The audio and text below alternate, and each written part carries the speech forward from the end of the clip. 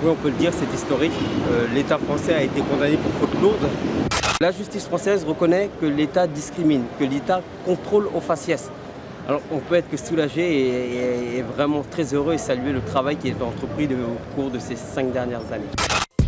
Ces militants se sont fait connaître fin 2011. Leur coup de com', des clips vidéo sur Internet. Plusieurs rappeurs racontent leur premier contrôle d'identité.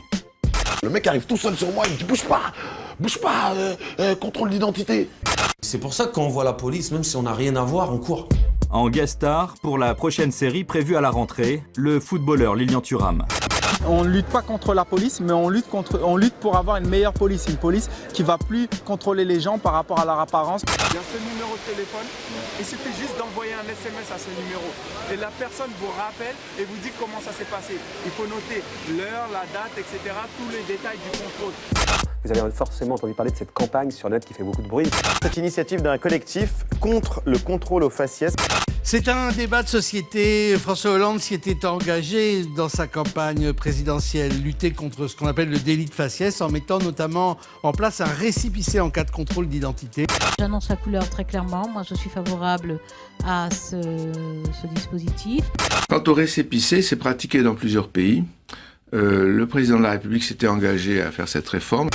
Je lutterai contre les contrôles aux faciès qui sont inacceptables.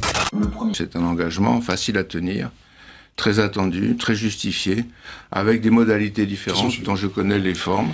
Et je pense que ça se fera en France bientôt.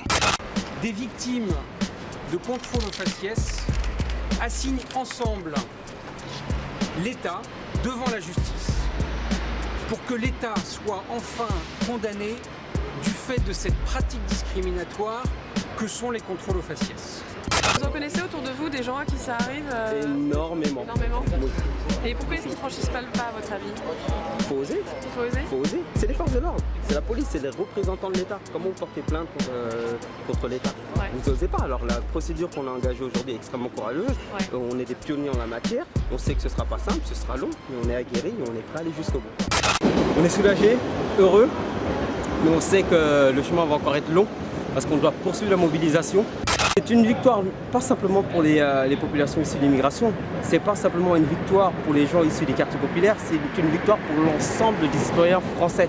À tous ceux qui disaient que c'était pas possible, je peux que leur sourire aujourd'hui, avoir une grande satisfaction, montrer à ceux qui sont discriminés aujourd'hui, qui refusaient de parler, qui disaient que ça ne servait à rien, qu'ils peuvent le faire et que nous sommes là pour les accompagner, moi en tant que plaignant, mais aussi en tant que membre du collectif Stop le contrôle faciès, qui aujourd'hui fait un travail remarquable et qui continuera ce travail.